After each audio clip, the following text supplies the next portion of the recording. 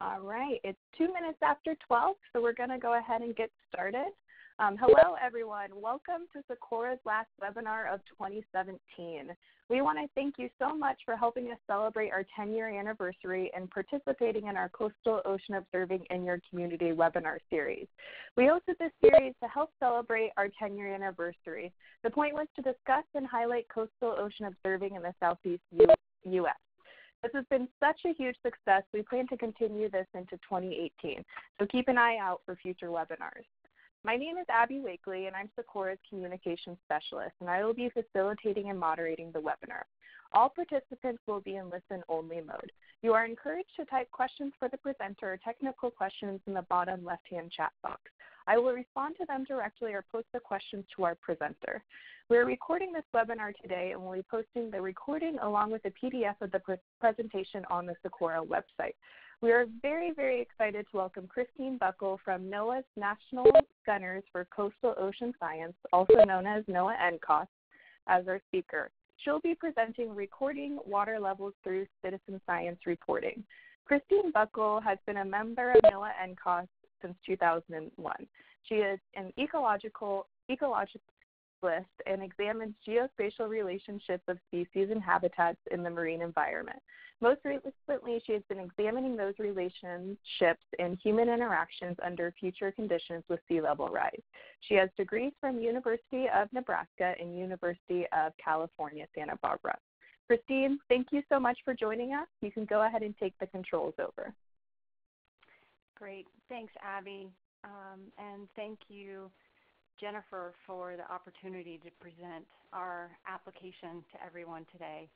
I know this is a really busy time for everyone, so thank you all, everybody in attendance. I'm totally overwhelmed and completely caught off guard by the great response that we have here today. So that's wonderful. And so I'm really happy to show you a recent application that I've developed in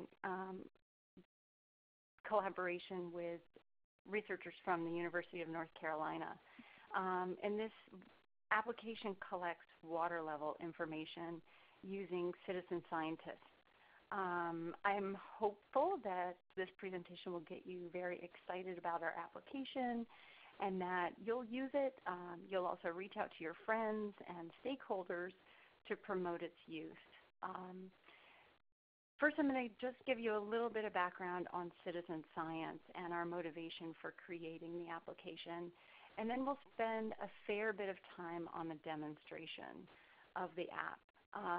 I really wanted to keep this talk informal, and so I don't plan on talking the entire time. I'm hoping that we'll have plenty of time for discussion at the end.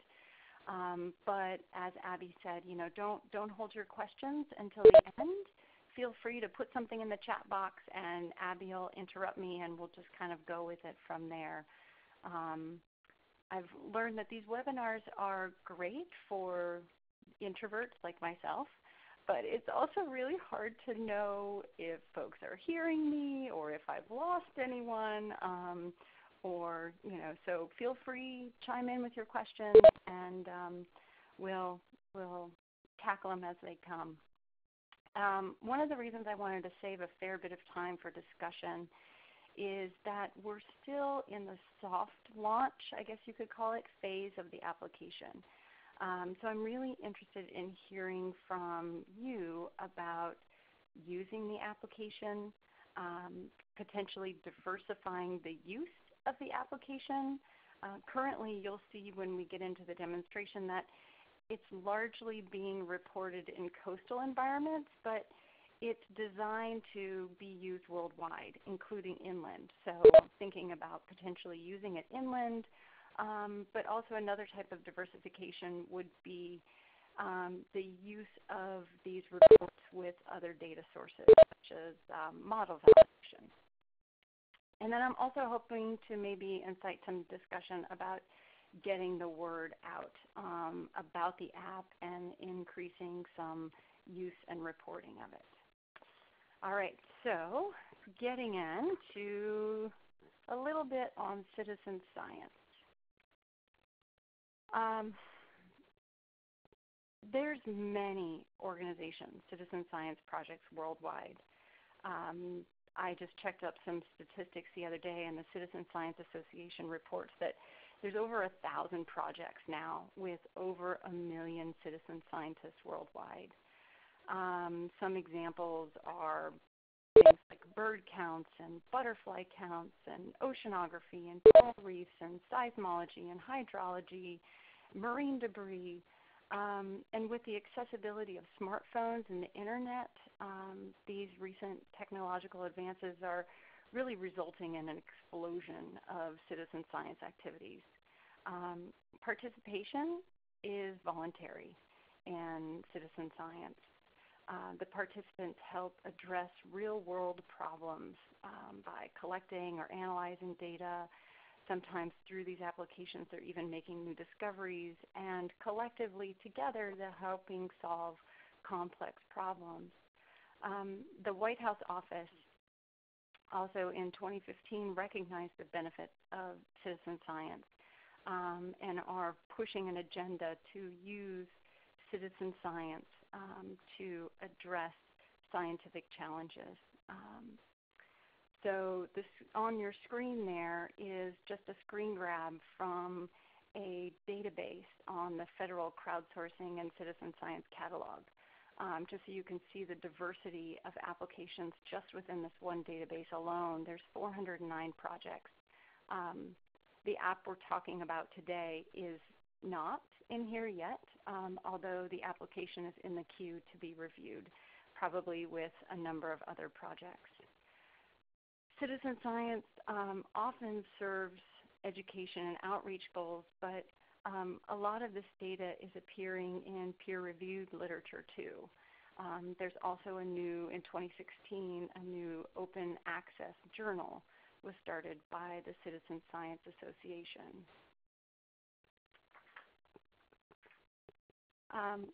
For our water level app, I wanted to talk a little bit about our motivation and rationale for developing it the way we did.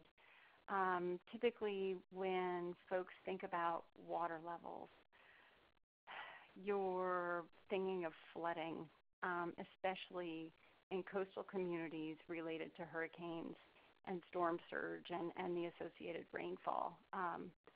Those of us in the U.S. and I'm sure around the world 2017 was a big year for that. You know, we had 5 Category 3 or larger hurricanes, with 4 of them making landfall in the U.S. You know, millions of dollars of damage was done by these storms and the associated flooding. But flooding is not just a U.S. problem or a coastal problem. It's a global problem. In 2017, flooding occurred, just to name a few of the places, in China, Iran, South America, South Asia, Sri Lanka, Africa, Canada.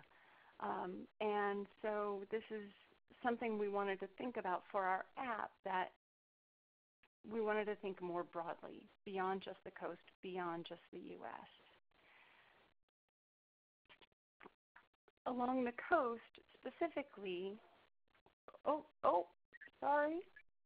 There we are. It doesn't always have to require heavy downpours or storm surge. Today, there's high tides during a full moon that are high enough to cause nuisance flooding. Nuisance flooding is kind of a catchphrase that's considered to be minor flooding. I found a statistic somewhere that says that it's a depth of less than 3 inches. FEMA identifies that 1 inch of water can cause $27,000 or more in damage. So 3 inches is not insignificant. And with over half of the population of the U.S. living near the coast, the cost of this frequent flooding can really add up.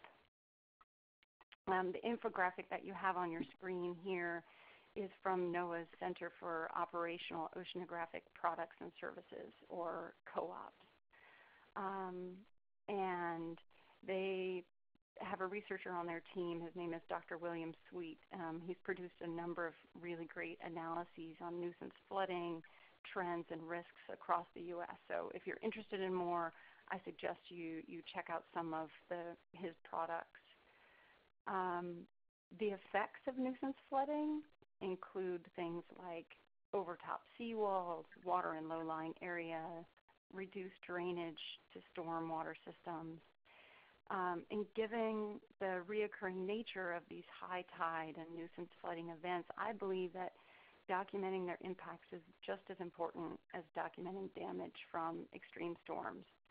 Documenting the blocked roads and vulnerable infrastructure really helps identify hotspots of inundation. And knowing the extent of the impacts and how frequently they are occurring for these smaller events can help local managers and emergency responders more appropriately plan for more extreme events. This is one of our main motivators for creating the application. Hey, Christine, can you speak a little bit louder? Somebody's having a hard time hearing. Sure. Thank you. Yeah.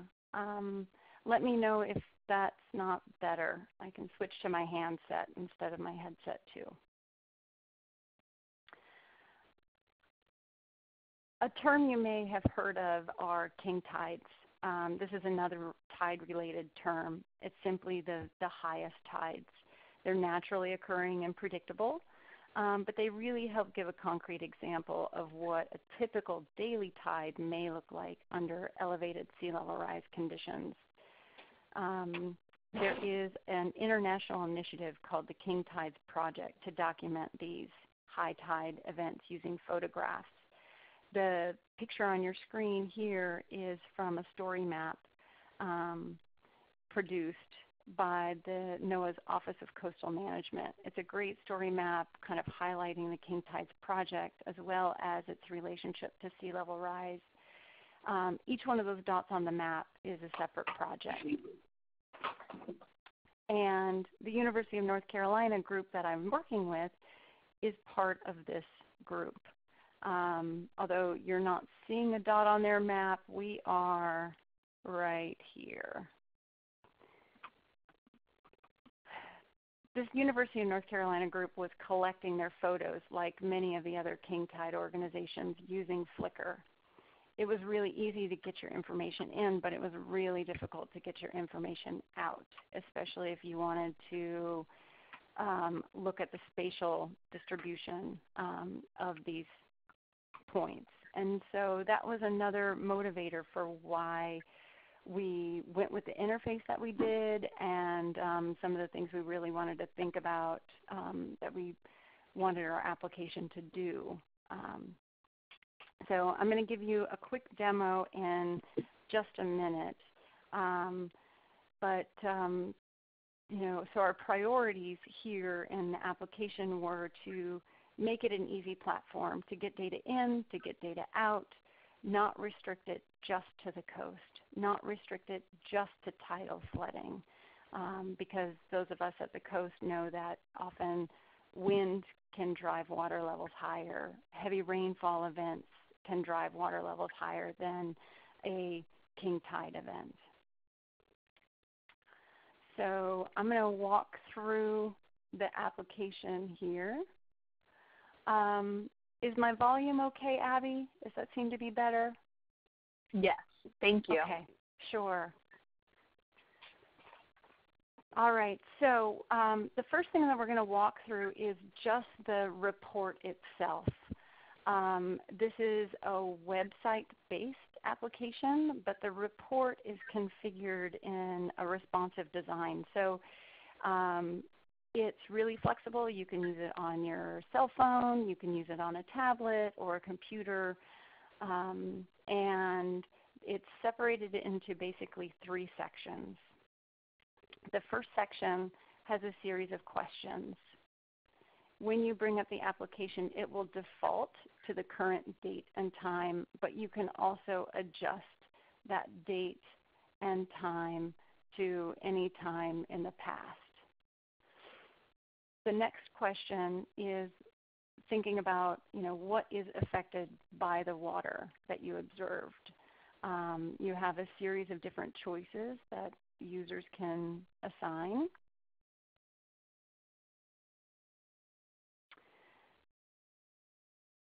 And we want people to think about what the cause of the water levels are, knowing that you may be using this inland or you may be using it to report low levels just as much as you might be reporting high levels. Those were the motivators for the choices we have here. I'm just kind of filling this in and making a dummy report as we go through. You can also tag that as a keyword to document what your conditions might be. That keyword is helpful in describing for analyses if you wanted to just quickly aggregate information. You can also put any additional information within this text box, and if you wanted to give your picture a quick reference title, you can add it here. On your cell phone, selecting the photograph would go to your photo gallery. On your computer, you can just navigate to any file that you may have.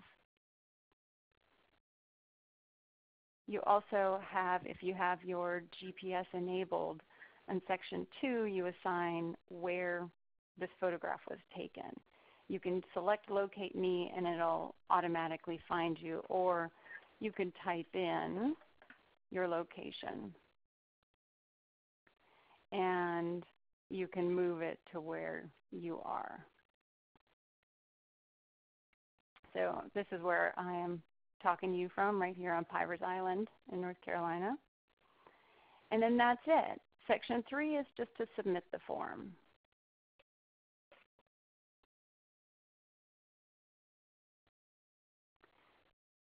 And you can easily share this report through any other forms of social media.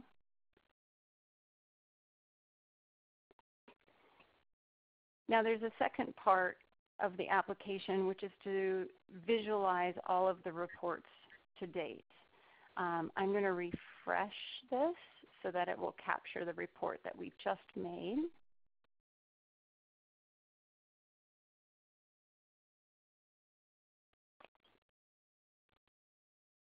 So far, we have about 300 reports within the application. And this is a summary of all of them. You can see it's definitely biased towards the coast of North Carolina, although we do have a few from Florida. And as you click on them, you can see all of the information that was provided as well as the photograph. I'll open it here in another window so you can see that.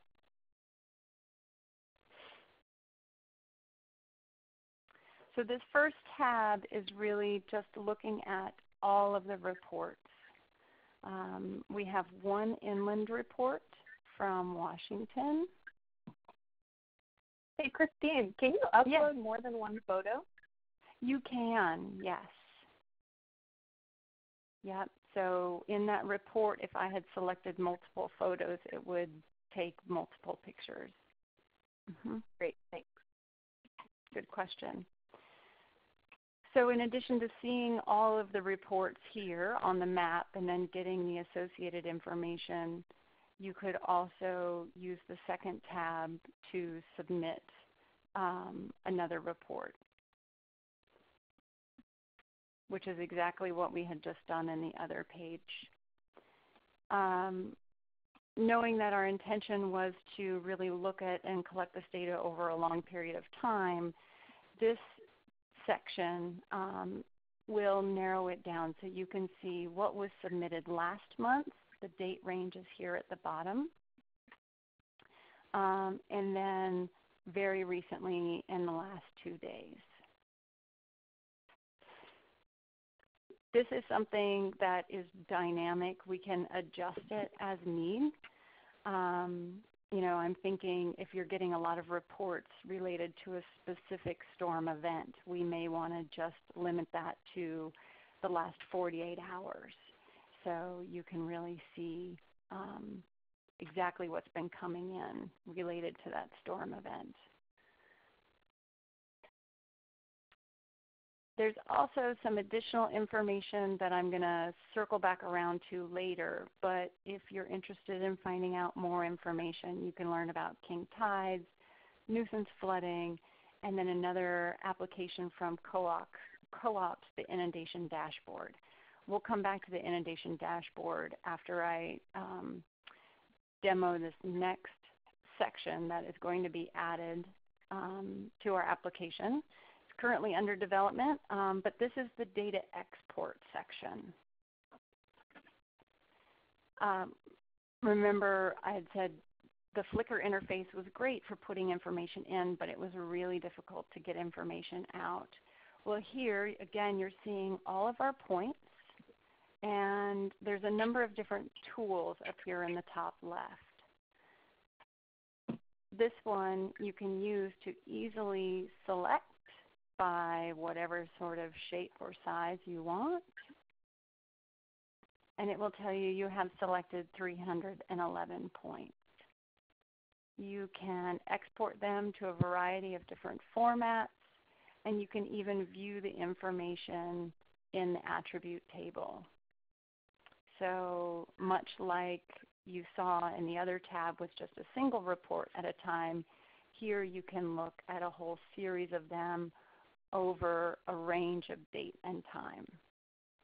But maybe you are interested in not just a specific spatial area, but say you only wanted king tides or with a specific date range.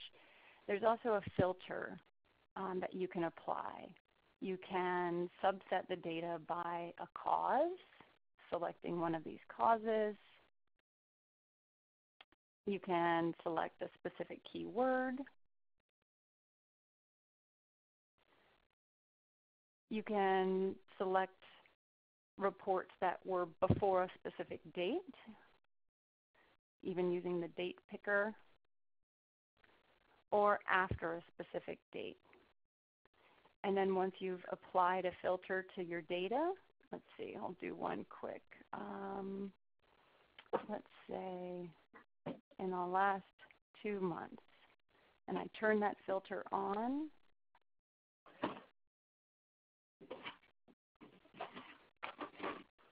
And you'll notice our points that were here in the Gulf of Mexico are gone. The California point is gone, as well as the inland one in Washington. We can select. Remember, initially we had 311 in North Carolina, but now with our date restriction, it's 223. And you can download just those points in whatever format you might want.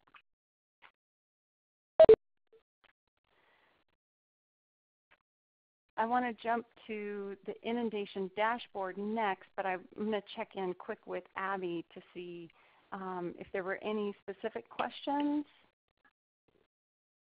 on the application. Maybe we can walk through them if there is anything.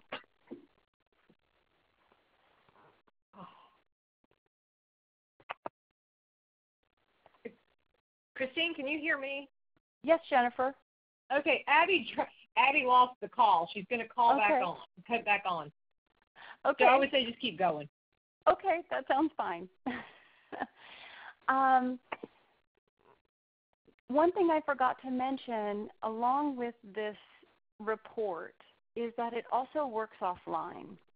So imagine in a storm event where you've lost power and you've lost cell phone signal, you could still log and submit a point, and it will save that information so when you've got connectivity, it will submit the reports. So I think that's potentially a handy additional aspect of that interface.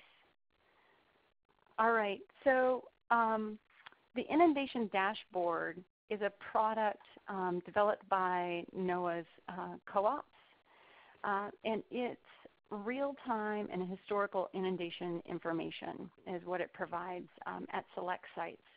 So the sites are these different tide stations, and if there are high water levels expected, the station will ping a different color. You'll have a little message here at the top on the ticker. But the reason I'm showing you this is because they also have impact graphics.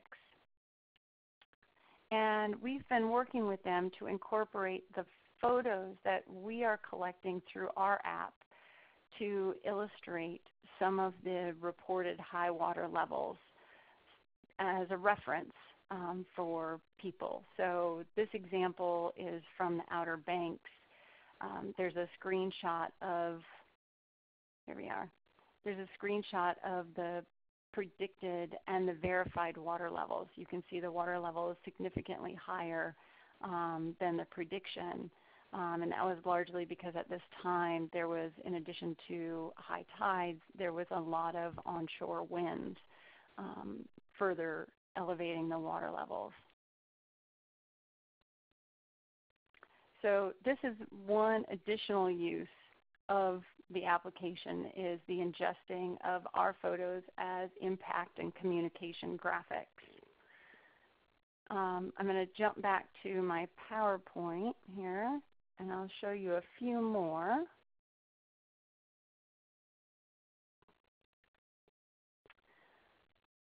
I mentioned we're working with the University of North Carolina, and they're doing King Tide Education and Outreach, which is one of the reasons that they're using the application. But they're also working with Citizen Science's group to collect water level monitoring data. And this is funded by CISA. It's a NOAA RISA team. I hope I'm not pronouncing that wrong. There's tides in North Carolina are complex. It's not just tidal. There's a lot of wind effects. There's a lot of rain effects, and collectively it makes it very difficult sometimes to accurately predict the tides. There's a lot of gaps. You know, for this complex coastline, there's only a handful of tide stations on the outermost part of the coast. But a lot of the water levels that we see inland are significantly higher. So Chris Voss at the University of North Carolina has her team of people collecting daily water levels and documenting them within the water level application. Those reports are then pulled out and subset with the intent that collectively they'll be able to better document the observed water levels to be used in an analysis to better predict inland water levels for North Carolina.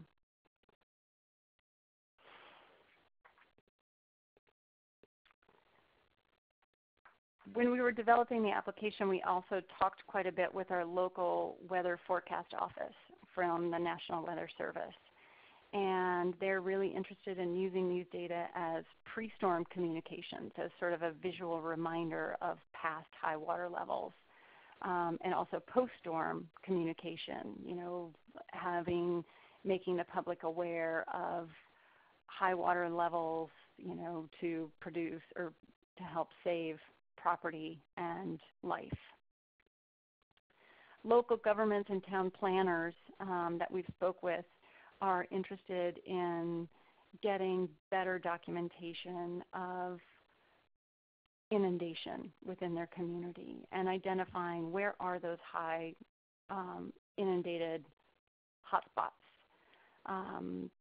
It's a great way to get your neighbors, because you know your neighborhood the best, to provide information up to your town planners and your managers.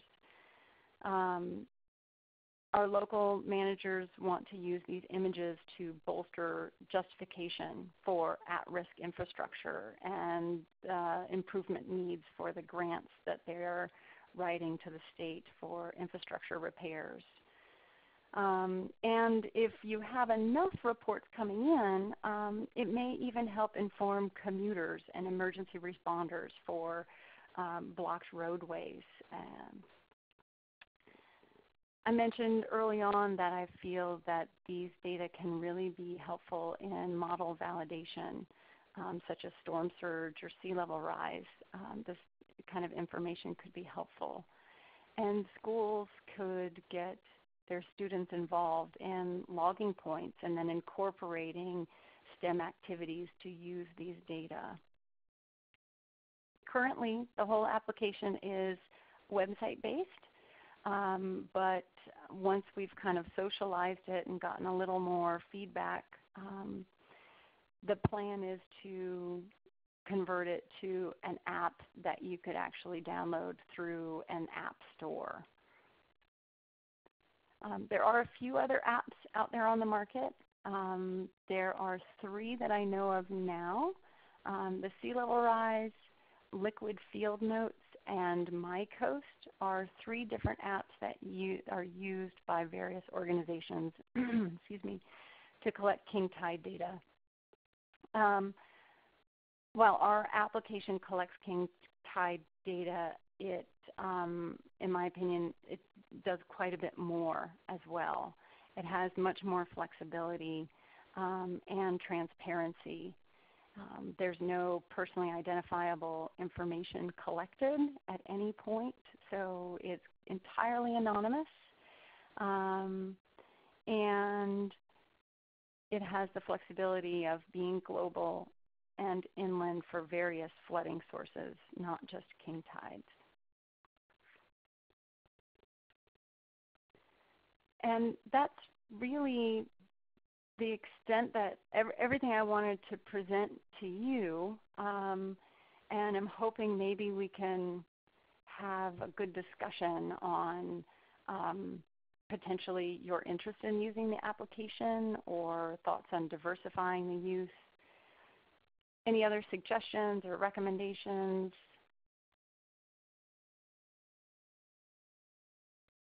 Oh, sorry, I was on mute. So you guys, I think, can hear me. I'm not certain if Abby, unfortunately, has been having a lot of phone issues. But Abby, are you on? Do you want to unmute everybody, and that way everyone can ask questions now? Yeah, I think that would be the best way. We did have one question come in, Christine, Sure.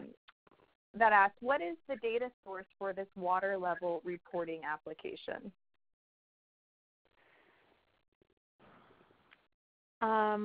If I misunderstand the question, please feel free to jump back on and clarify. So each report, each dot that's on the map populates a point feature service.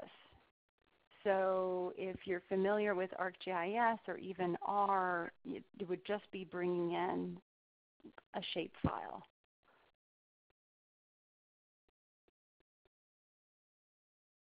Great, thanks. So I'm going to do what Jennifer has recommended. If everybody could mute themselves, I'm going to take everybody off listen-only mode so we can have a little bit of a more interactive conversation. And then you can ask the questions directly to Christine. The conference is no longer in listen-only mode. And Christine, I do have a question. What is the best way for us to give feedback on the app? Is there like a feedback button or an email address that we should email? Yeah, so there is an email address, and it's mine. That was the next thing that I wanted to potentially think about. And, you know, if we added another section that says, give us feedback, you know, or something simple where you could just write a few simple comments. And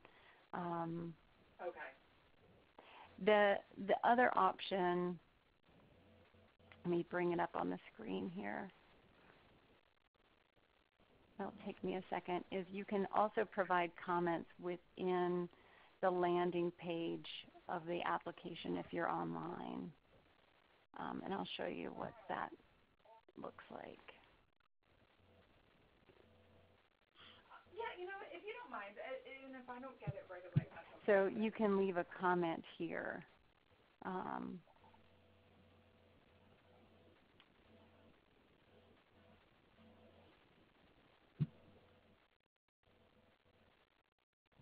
Okay, great.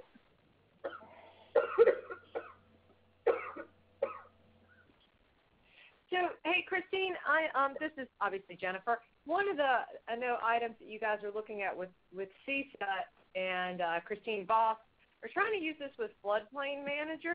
Can you give sort of a basic overview of what that's going to look like and how you then will get that data that's collected back out to them? Or if I'm not sure if y'all have gotten that far in your conversations yet. But. Yeah, so to give you an idea of what that is that is the Floodplain Manager project is this one that I was talking to you about with the water level monitoring. Currently she has 3 permanent stations that are on, say, people's personal docks. And they are logging daily tides. So if we simplify and look at yesterday. Oh, nobody did it yesterday. Okay. I can show you very specifically what those information are and how they're logged. Okay. Well, Yeah. Tell you what. There we go. well, I mean, I feel like I can figure out what my benefits are, right? I don't want to put you through. But if you see some of these, the details on these points, they've provided a specific code in the details section. And so we can pull out any sort of string that would be related to her water level monitoring. And so if somebody wanted to use these for their own purposes, it would just be a matter of talking with your group and figuring out how you wanted to tag the reports. And then when you download the data, you could subset it by your specific string.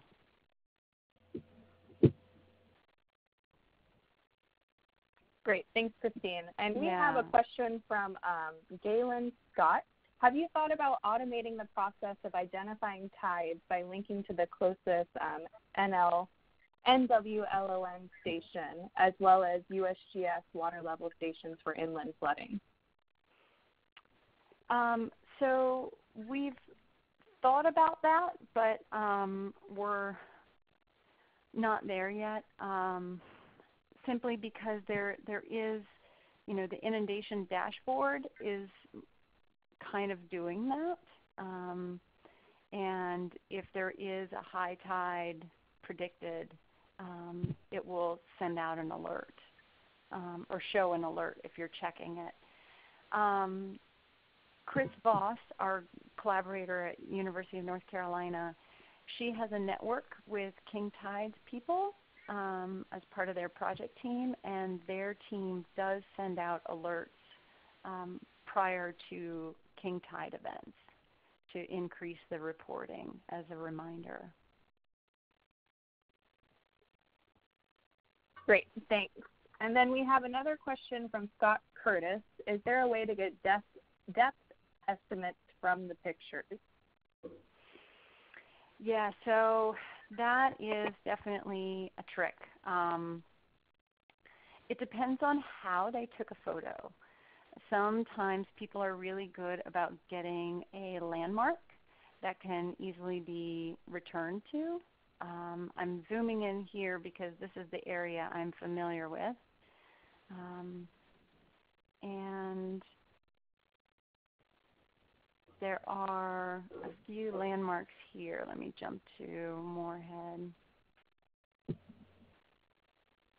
And you could easily, through the pictures, return and get a water level. Or Chris is establishing some permanent water level sites.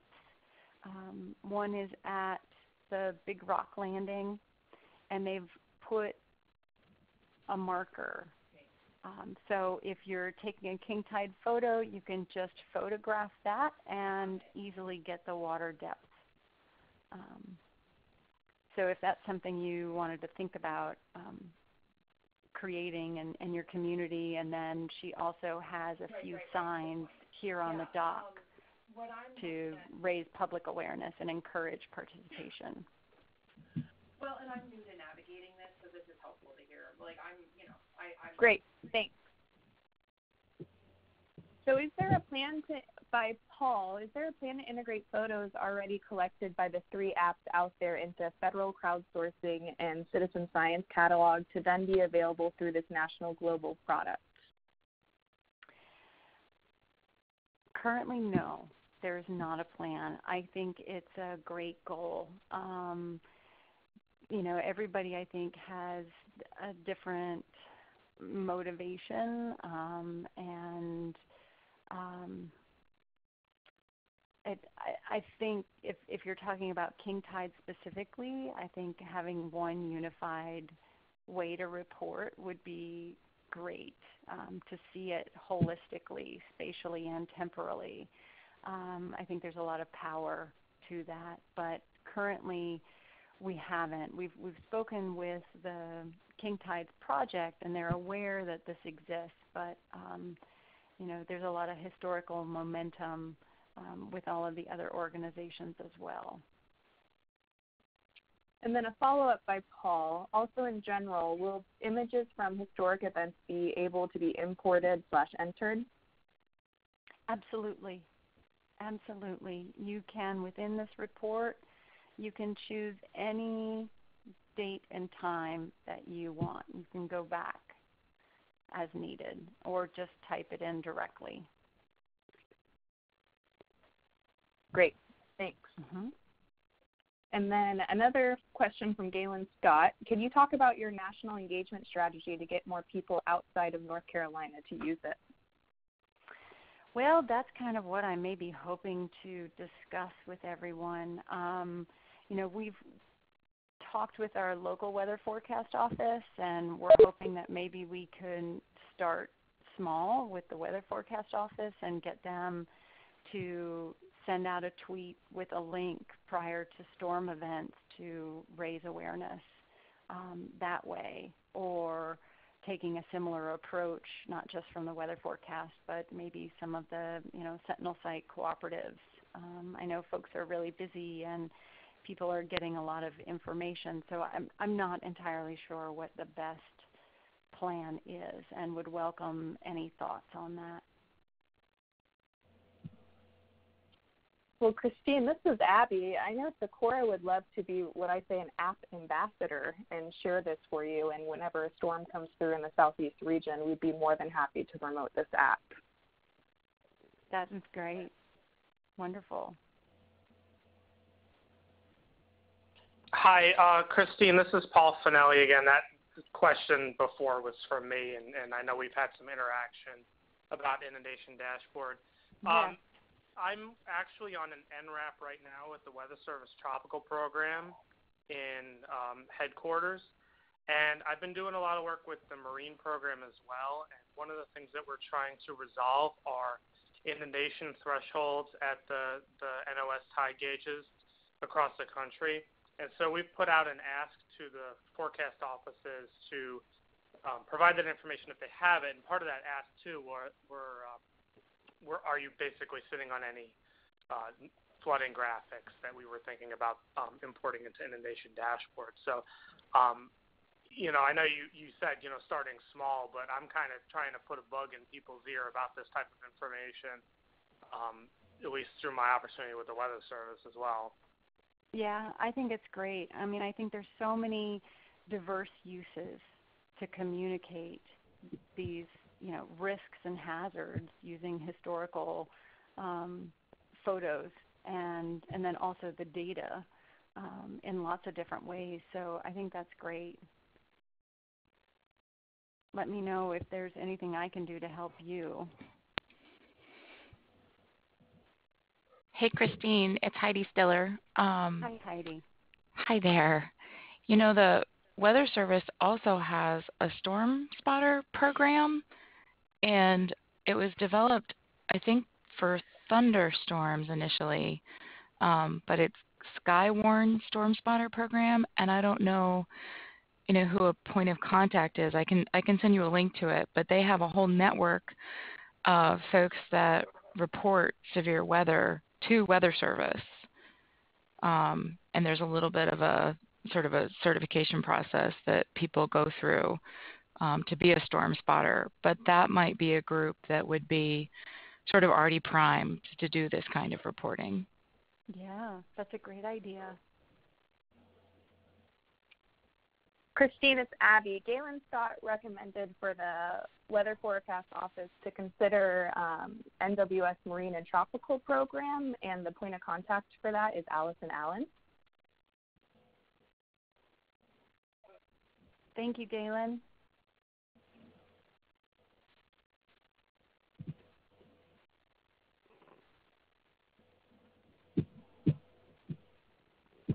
Do we have any more questions for Christine?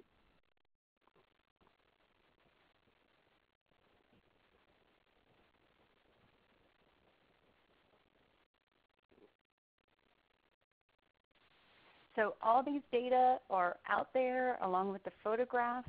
If you have a need, feel free to download it. And if you find them useful, I would love to have any feedback. Feel free to email me. I'll put up my email address again for you.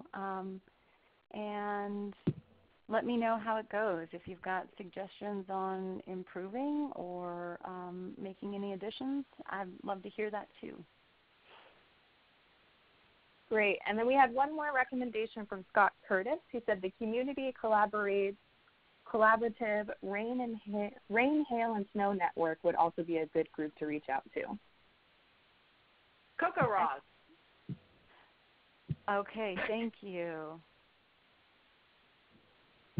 Excellent. Thank you, Scott. So I'm going to go ahead and take over the screen. So I put, if you guys have any questions that we did not get to today, if you want to go ahead and email christine.addison@noaa.gov. A recording of this webinar will be on SECOORA.org webinar-series, and it will be available in 48 hours. We will be hosting webinars in 2018. The schedule is to be determined, so stay tuned for that. And Christine, I just want to thank you so much for presenting. We're really excited about this project and excited to follow up to learn how SECOORA can be an app ambassador. Great. Thank you all very much for the opportunity and for the suggestions. Appreciate your time. Great. Thanks, everybody. You guys have a happy holiday.